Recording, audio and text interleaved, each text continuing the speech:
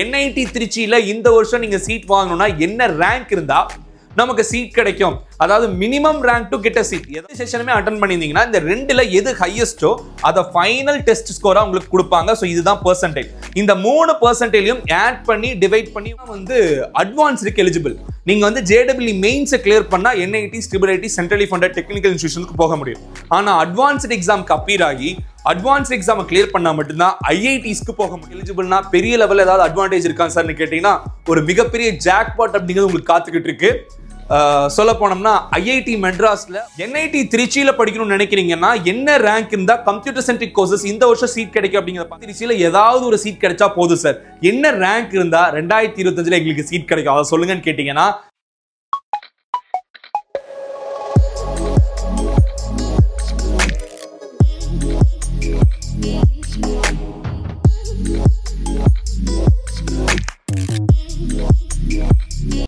அனைவருக்கும் வணக்கம். Welcome back you all. நான் உங்கள் தினேஷ் பிரபு, career guidance expert and analyst.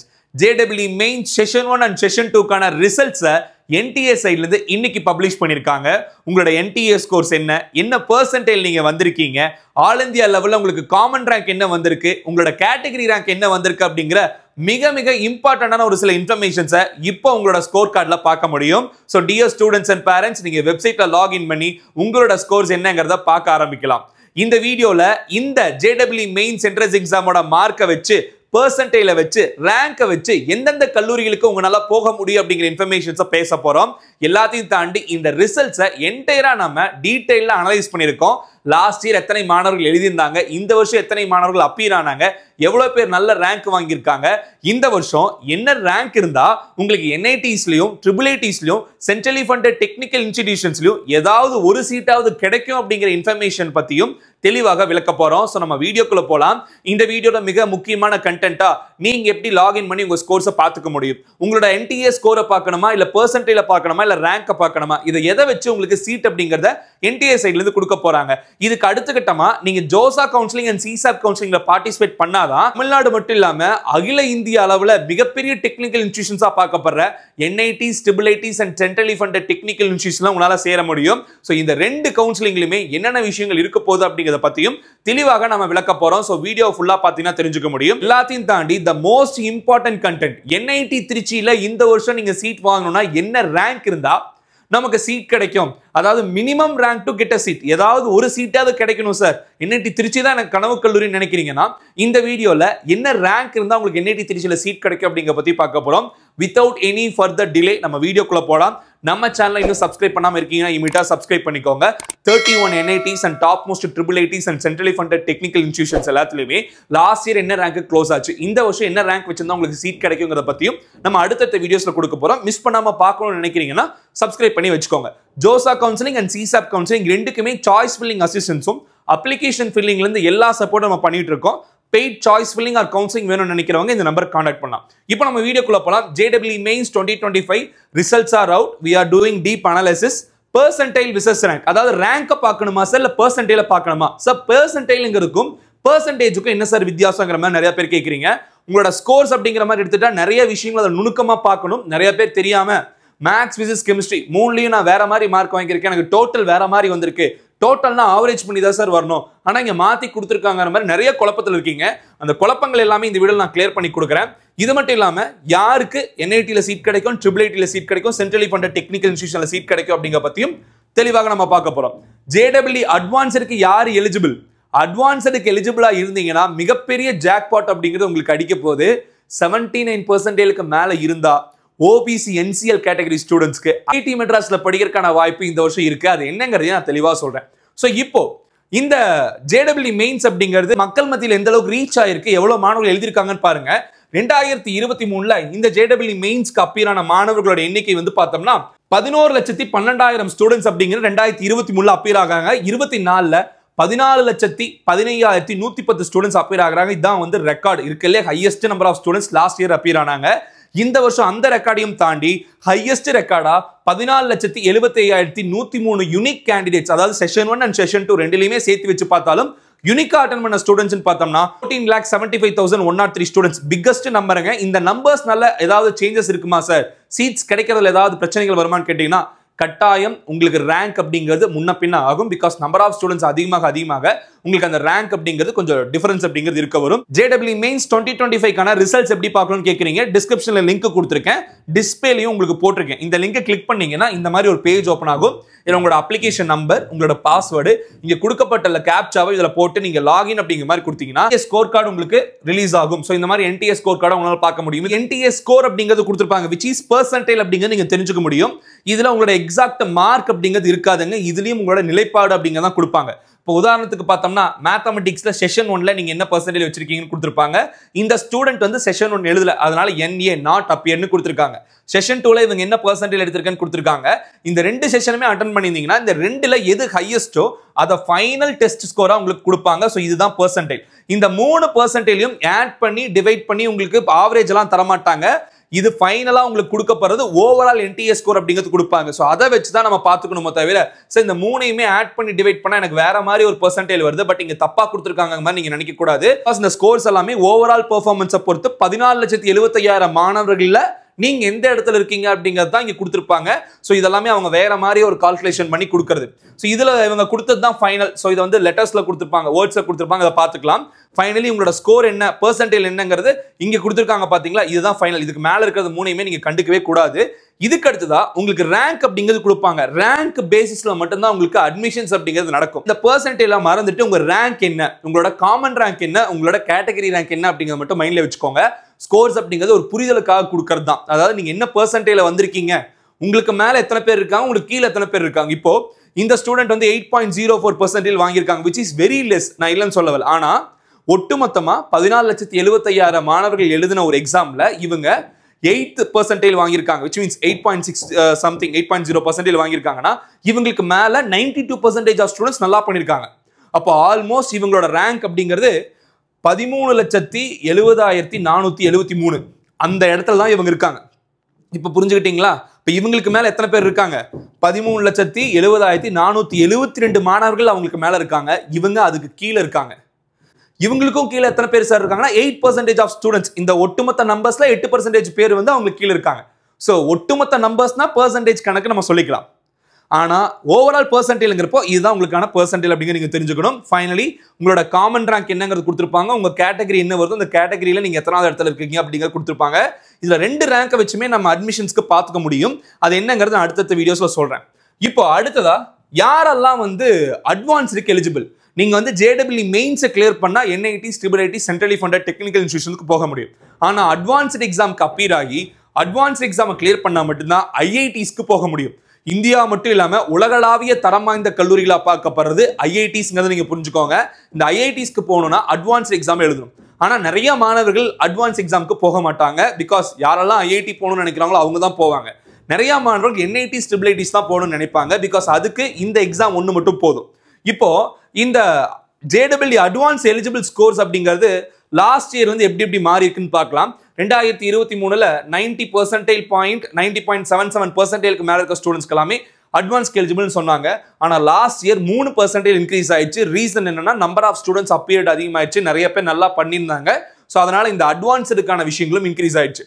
இதே ஜெனரல் EWS கேட்டகரின்னு பார்த்தோம்னா 2023ல 75.6, 2024ல 81. இதே மாதிரி ஒரு வருஷமும் பெர்சன்டேஜ் ஒவ்வொரு கேட்டகரிக்கும் எந்த அளவுக்கு டிஃபர் ஆயிருக்கு அப்படிங்கிறது இதை பார்த்தா நீங்க தெரிஞ்சுக்க முடியும். டெஃபினெட்லி 2023க்கு 24க்கு ஒரு டிராஸ்டிக்கான ரைஸ் அப்படிங்கிறது இருந்ததுங்க. இப்போ 2025ல யாரெல்லாம் JEE அட்வான்ஸ் எலிஜிபிள் அப்படிங்கிறது ஸ்கோர்ஸ் அவங்களாவே கொடுத்துருக்காங்க. உங்களோட ஸ்கோர் கார்டில் கடைசியா கீழே பார்த்தீங்கன்னா தெரிஞ்சுக்க முடியும். இப்போ நீங்க ஒருவேளை காமன் ரேங்க் அதாவது ஜெனரல் கேட்டகரியில் வரீங்க அப்படின்னா 93.1023262% மேல இருந்தீங்கன்னா நீங்க JEE advance eligible. Sir JEE advance எலிஜிபிள்னா பெரிய லெவல்ல ஏதாவது அட்வான்டேஜ் இருக்கான்னு சார்னு கேட்டீங்கன்னா ஒரு மிகப்பெரிய ஜாக்பாட் அப்படிங்கிறது உங்களுக்கு காத்துக்கிட்டு இருக்கு. சொல்ல போனோம்னா IIT மெட்ராஸ்ல உங்களால ஆன்லைன் டிகிரியை படிக்க முடியும். நிறைய மாணவர்கள் இந்த ஆப்பர்ச்சுனிட்டியை கட்டாயம் யூஸ் பண்ணிக்கணும். எந்த ஒரு என்ட்ரன்ஸும் இல்லாமல் உள்ள போக முடியும். அடுத்த ஸ்லைட்ல அதான் சொல்ல போறேன், வெயிட் பண்ணி பாருங்க. ஒருவேளை ஜெனரல் EWS கேட்டகரியா இருக்கீங்க அப்படின்னா 80.38% வச்சிருந்தாலே உங்களுக்கு வந்து அட்வான்ஸ் எலிஜிபிள். நீங்க வந்து OBC NCL கேட்டகரியில வரீங்கன்னா 79.43% எடுத்திருக்கீங்க அப்படின்னா நீங்க வந்து அடுத்த லெவல் எலிஜிபிளா இருப்பீங்க. இந்த பெர்சன்டேஜ்ங்கிறத நீங்க நோட் பண்ணிக்கலாம். அண்ட் தென் அதுக்கடுத்தா ஷெட்யூல்டு காஸ்ட் எஸ்சியில் வரீங்கன்னா 61.1526 இந்த பர்சன்டேஜ் வச்சிருக்கீங்கன்னா நீங்க அட்வான்ஸ் எலிஜிபிள். எஸ்டி கேட்டகரியில் வரீங்கன்னா 47.9026% எடுத்திருந்தீங்கன்னா நீங்க வந்து அட்வான்ஸ் எலிஜிபிள். பிடபிள்யூ பிடி கேட்டகரியில் வரீங்கன்னா 0.0079349 அந்த பர்சன்டேஜ் எடுத்திருந்தீங்கன்னா நீங்க வந்து அட்வான்ஸ் எலிஜிபிள். சார் அட்வான்ஸ் எலிஜிபிளா இருக்கறனால என்னென்ன விஷயங்கள் பண்ண முடியும்? First and foremost thing IIT Madras ஐஐடிஸ்க்காக இருக்கப்படுற ஜேடபிள்யூ அட்வான்ஸ் எக்ஸாமுக்கு நீங்க அப்பியர் ஆக முடியும். உங்களை அலோவ் பண்ணுவாங்க. ஒட்டுமொத்தமாக ஒரு 1.2 lakh 1.3 lakh ஸ்டூடெண்ட்ஸ் தான் எழுதுவாங்களே. ஸோ இதுல நல்லா பெர்ஃபார்ம் பண்றவங்களுக்கு ரேங்கிங் கொடுப்பாங்க. அந்த ரேங்கிங் அடிப்படையில் ஐஐடிஸ்ல சீட் கிடைக்கும். மேலும் இதுக்கு நீங்க அந்த அட்வான்ஸ் எக்ஸாமை எழுதாம இந்த மார்க் வச்சிருந்தாலே ஐஐடி மெட்ராஸ்ல உங்களுக்கு வந்து மிகப்பெரிய ஜாக்பாட்டா ஆன்லைன் பிஎஸ் டேட்டா சயின்ஸ் ப்ரோக்ராமுக்கு எலிஜிபிள். இந்த ஆன்லைன் டிகிரியை டியூயல் டிகிரியா நீங்க ஆல்ரெடி ஒரு இன்ஜினியரிங் காலேஜ்ல வேற கோர்ஸ் படிச்சுட்டு இருந்தாலும் இந்த ஆன்லைன் டிகிரியை உங்களால படிக்க முடியும். ஸோ இந்த ஆன்லைன் டிகிரிக்கு நார்மலா எப்படி சார் அட்மிஷன் கொடுப்பாங்கன்னு கேட்டீங்கன்னா தனிப்பட்ட முறையில் ஒரு என்ட்ரன்ஸ் எக்ஸாம் வைப்பாங்க. அதை கிளியர் பண்ணாதான் அட்மிஷன். ஆனா அட்வான்ஸ் எலிஜிபிளா இருந்தா என்ட்ரன்ஸ் எல்லாம் எதுவுமே இல்லப்பா, டைரக்டா வந்து படிங்கன்றுவாங்க. So direct eligible for IIT Madras advance எலிஜிபிளா இருந்தீங்கன்னா ஆன்லைன் டியூயல் டிகிரி ப்ரோக்ராம் உங்களால் படிக்க முடியும். 3 வருஷம் பிஎஸ் டேட்டா சயின்ஸ் ப்ரோக்ராமும் படிக்க முடியும். 4 வருஷம் பிஎஸ் டேட்டா சயின்ஸ் ப்ரோக்ராமும் உங்களால் படிக்க முடியும். டைரக்ட் என்ட்ரி இதுதான் இதுல ஹைலைட்டே. Direct entry without any entrance exam. இதுக்கு என்ன சார் அப்ளிகேஷன் லிங்க்னா நான் இங்க கொடுத்துருக்கேன் பாருங்க. இதுதான் அப்ளிகேஷன் லிங்க். மே 20ஆம் தேதி வரைக்கும் அப்ளிகேஷன் ஓப்பன்ல இருக்கும். நீங்க அப்ளை பண்ணிக்கலாம். ஸோ இவங்ககிட்ட அப்ளை பண்ணணும்னு நினைக்கிறவங்க அப்ளை பண்ணிக்கோங்க. இதுக்கான டீடைல்டு வீடியோ ஆல்ரெடி நம்ம சேனல்ல போட்டிருக்கோம். நான் லிங்க் டிஸ்கிரிப்ஷன்லயே ஃபர்ஸ்ட் கமெண்ட்லயும் கொடுத்துருக்கேன். ஸோ யாரெல்லாம் ஆன்லைன் டேட்டா சயின்ஸ் ப்ரோக்ராம்க்கு எலிஜிபிளோ அவங்க எல்லாமே அப்ளை பண்ணுங்க, மிஸ் பண்ணிடாதீங்க. ஸோ இந்த வீடியோல இருக்கிற இம்பார்ட்டன்ட் கண்டென்ட்ஸை பத்தி பேசிட்டோம். இப்போ அடுத்ததா என்ஐடி திருச்சியில படிக்கணும்னு நினைக்கிறீங்கன்னா என்ன ரேங்க் இருந்தா கம்ப்யூட்டர் சென்ட்ரிக் கோர்சஸ் இந்த வருஷம் சீட் கிடைக்கும் அப்படிங்கறத பார்த்தலாம். மினிமம் ரேங்க் வரைக்கும் என்ஐடி திருச்சியில சீட் கிடைக்கும் அப்படிங்கறத பார்த்தலாம். So NIT Trichy computer science டிபார்ட்மெண்ட்ல ஹோம் ஸ்டேட் கட் நான் இங்க மென்ஷன் பண்ணியிருக்கேன். ஒருவேளை ஓப்பன் கேட்டகரியா வரீங்கன்னா ஜெனரல் நியூட்ரல் கேட்டகரிக்கு 5066 ரேங்க் வரைக்கும் லாஸ்ட் இயர் சீட் கிடைச்சிருக்கு. ஒருவேளை நீங்க ஃபீமேல் கேட்டகரியா இருக்கீங்கன்னா 9721 ரேங்க் வரைக்கும் உங்களுக்கு சீட் கிடைச்சிருக்கு. ஸோ இது வந்து பார்த்தோம்னா உங்களுக்கு ரொம்ப இம்பார்ட்டன்டான ஒரு பிளேஸ் அப்படிங்கிற மாதிரி சொல்லலாம். தயவு செஞ்சு புரிஞ்சுக்கோங்க, உங்களுக்கு 2 ரேங்க் அப்படிங்கிறது கொடுப்பாங்க. ஸோ ஓப்பன் கேட்டகரி ஸ்டூடெண்ட்டுக்கு ஒரே ஒரு ரேங்க் மட்டும்தான் இருக்கும். அப்போ அவங்களுக்கு அந்த ரேங்க் அடிப்படையில் ஒரே ஒரு சீட் அலோகேஷன் மட்டும்தான் இருக்கும். ஒரு கேட்டகரி வச்சு மட்டும்தான் சீட் அலோகேஷன் பண்ணுவாங்க. நான் ஒருவேளை நீங்க எந்த கேட்டகரி இதை தவிர இருந்தாலும், ஃபார் எக்ஸாம்பிள் ஜெனரல் இடபிள்யூஎஸ்ஓ இல்ல ஓபிசி என்சிஎலோ எஸ்சிஓ எஸ்டிஓ எந்த கேட்டகரியா இருந்தாலும் 2 ரேங்க் அடிப்படையில் உங்களுக்கு சீட் அலோகேட் பண்ண ட்ரை பண்ணுவாங்க. அதுல எந்த ரேங்க்ல நீங்க எலிஜிபிளோ உங்களுக்கு சீட் கொடுத்துருவாங்க. அப்போ ரிசர்வ்டு கேட்டகரி யாராக இருந்தாலும் சார் எனக்கு 2 ரேங்க் கொடுத்துருக்காங்க, நான் எந்த ரேங்கை பார்க்கணும்னு கேட்குறீங்கன்னா ஓப்பன் கேட்டகரிக்கு பார்க்கும்போது உங்க காமன் ரேங்கை வச்சு நீங்க பார்த்துக்கலாம். ஸோ இந்த ஸ்டூடெண்ட்டுக்கு வந்து 13 லட்சத்தி சம்திங் ரேங்க் இருக்கு. அப்போ அந்த 13 லட்சத்தி சம்திங் ரேங்க் வச்சு இந்த ஓப்பன் கேட்டகரியில் அவங்க பார்க்கணும். இப்போ அடுத்ததா ஓபிசி என்சிஎல் இன்னொரு ரேங்க் இருக்கா, அந்த ரேங்கை எடுத்து வச்சுக்கிட்டு ஓபிசி என்சிஎல் கேட்டகரி சைட்ல என்ன ரேங்க் இருக்கோ அதை அவங்க பார்க்கணும். ஒருவேளை சார் நான் வந்து இடபிள்யூஎஸ் கேட்டகரி அப்படிங்கிற மாதிரி சொன்னீங்கன்னா ஃபர்ஸ்ட் நீங்க என்ன பண்ணும், ஓப்பன் கேட்டகரி ரேங்க் வச்சு ஓப்பன் கேட்டகரியில உங்களுக்கு கிடைக்குமான்னு செக் பண்ணும். அதுக்கடுத்ததா உங்களோட கேட்டகரி ரேங்க் எடுத்து வச்சுக்கணும். இடபிள்யூஎஸ் கேட்டகரியில உங்களுக்கு கிடைக்குமான்னு செக் பண்ணும். ஸோ இதுதான் வந்து லாஸ்ட் இயர் உங்களுக்கு என்ஐடி திருச்சியில க்ளோஸ் ஆன கட் ஆஃப் மார்க் ரேங்க். இனி அடுத்தடுத்த வீடியோஸ்ல எல்லா காலேஜஸ்க்கும் இதே மாதிரி என்னென்ன கேட்டகரிக்கு என்னென்ன ரேங்க் இருந்தா சீட் கிடைக்கும் நம்ம பார்க்க போறோங்க. ஃபைனலி இடபிள்யூஎஸ் கேட்டகரிக்கு 4239 ரேங்க் லாஸ்ட் இயர் சீட் கிடைச்சிருக்கு. சார் இந்த ரேங்க் மாறுமா? முன்ன பின்ன பிளஸ் ஆர் மைனஸ் 20 to 30 தாங்க சேஞ்ச் ஆகும், பெரிய லெவலில் சேஞ்ச் ஆகுது. இந்த ரேங்க் வச்சிருந்தீங்கன்னா ரொம்ப சேஃப் ஜோன். கம்ப்யூட்டர் சயின்ஸ் படிக்கணும், என்ஐடி திருச்சியில் படிக்கணும்னா இந்த ரேங்க் கட்டாயமாக கேட்டகரி வைஸ் தேவை. ஒருவேளை ஓபிசி என்சிஎல்னா ஜெனரல் நியூட்ரல், அதாவது பாய்ஸும் எடுத்துக்கலாம் கேர்ள்ஸும் எடுத்துக்கலாம், அதான் ஜிஎன் ஜெனரல் நியூட்ரல். இது மட்டும் இல்லாமல் ஃபீமேல் கேட்டகரிக்கு இன்னொரு அட்வான்டேஜ் என்னன்னா நீங்கள் ஜெனரல் நியூட்ரல்லையும் அந்த ரேங்க் வச்சிருந்தா உங்களுக்கு கிடைக்கும், ஃபீமேல் கேட்டகரியிலையும் அந்த ரேங்க் வச்சிருந்தா கிடைக்கும். இப்போ 1633வது ரேங்க் வந்து ஒரு பொண்ணு வச்சிருக்காங்க அப்படின்னா அவங்களுக்கு இதுலயும் கிடைக்க வாய்ப்பு இருக்கு, இதுலயும் கிடைக்க வாய்ப்பு இருக்கு. ஸோ உங்களுக்கு எதுல ஈஸியா கிடைக்குமோ அதன்படி சிஸ்டம் அலாட் பண்ணி கொடுத்துரும் சீட்டா. ஸோ நீங்க எதுவும் ஒரி பண்ணிக்கவே தேவையில்லை. கேட்டகரி ஸ்டூடெண்டா இருக்கீங்கன்னா ஜெனரல் நியூட்ரல் கேட்டகரிக்கு வந்து 1284 ரேங்க் தேவை, ஃபீமேல் கேட்டகரிக்கு 804 ரேங்க் தான் சீட் கிடைச்சிருக்கு. இது வந்து computer science department NIT Trichy.